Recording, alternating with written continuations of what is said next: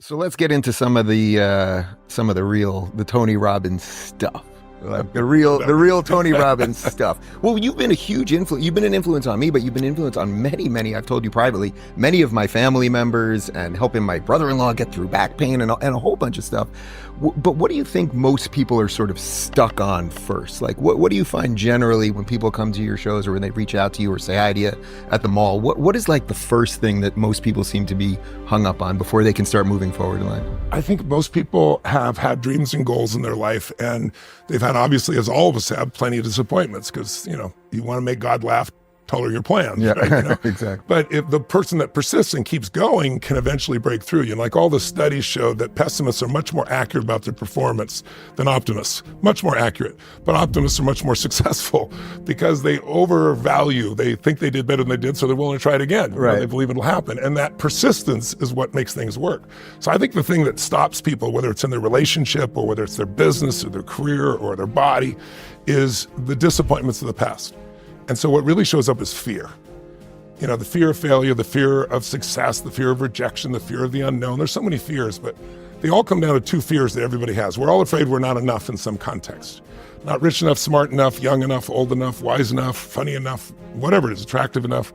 Especially if we have that fear that we're not enough for someone we really want that love from.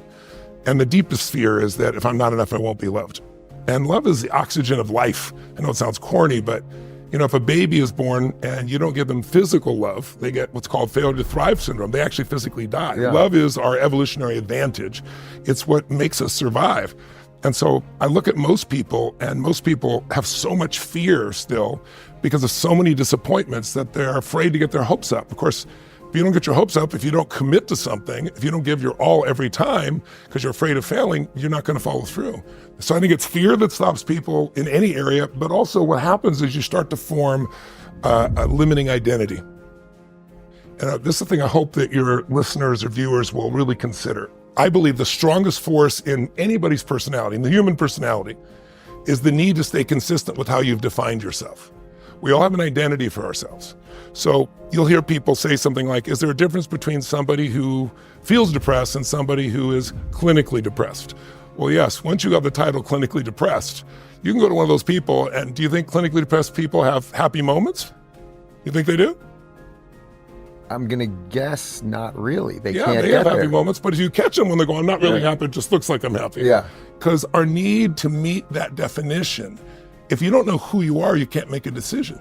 It's like when people talk about somebody turning in their 40s and, having this, midlife crisis. What there really is, it's an identity crisis. Is this really who I want to be? Is this really who I am? So if I said to you, do you ever smoke cigarettes? Never. I've Yeah. smoked maybe cumulative one cigarette in my entire life. Lucky Every you, that's puff a good man. that I ever took, yeah. I was fortunate enough to have a similar pattern as you. But I'll talk to some people that smoke cigarettes, and they'll say, no, I've smoked for 10 years and I stopped and I'll never smoke again. If I come to them and say, would you like a cigarette? They don't go, what brand is it? Right. What do they say? They go, I'm not a smoker. I'm not one of those. Mm-hmm. The way we define ourselves, what we are and what we're not, controls every thought, feeling, emotion, and behavior of our life. So it works at all levels. If I set a thermostat in this room at 68 degrees, and that represents your comfort zone, your identity. Your comfort zone is not what you want, it's what you're used to, right? So it could be 68 degrees is what you're used to in terms of intimacy, or 68 degrees is how much financial well-being or freedom you're used to, or security you're used to. It might not be a lot, it might be a little. It's not your goal, it's what you're used to. Well, once that's your comfort zone, once that's your identity, if the temperature in this room drops from 68 to 65 to 62 to 60 at some point, the heaters kick on because the computer says, whoa, you're a 68 degreeers. You're not a 60 degreeer. This is no good. And you feel pressure. The heaters kick on and drive you back up to where you're supposed to be. And most people listening probably have had times where it got so bad you finally said, not another day, another moment. I'm changing this now, this relationship, this thing on my body, whatever. But what most people don't realize that happens on the other side as well.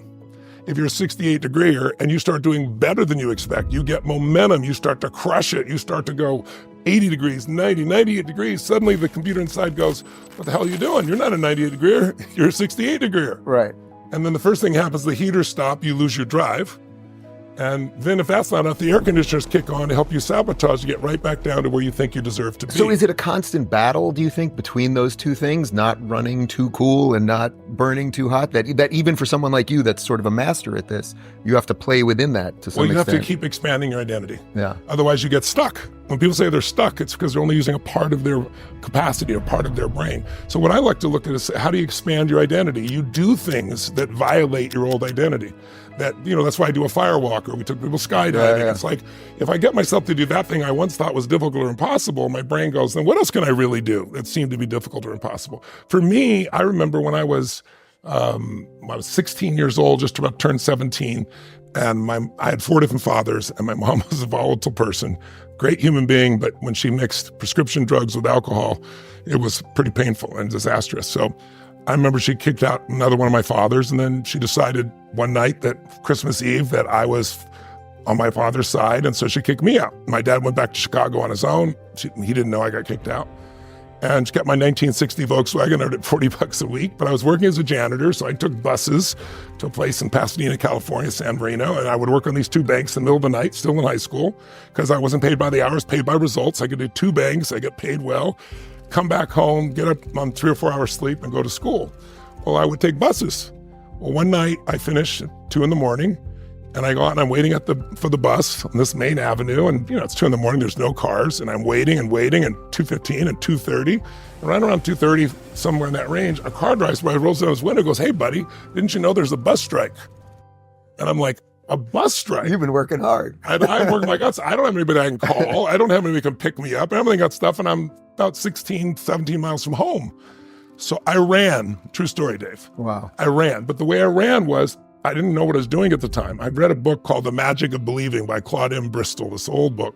And it talked about how to condition your mind. And it talked about incantations, not affirmations. You go, I'm happy, I'm happy, I'm happy. And your brain goes, BS, I'm not happy.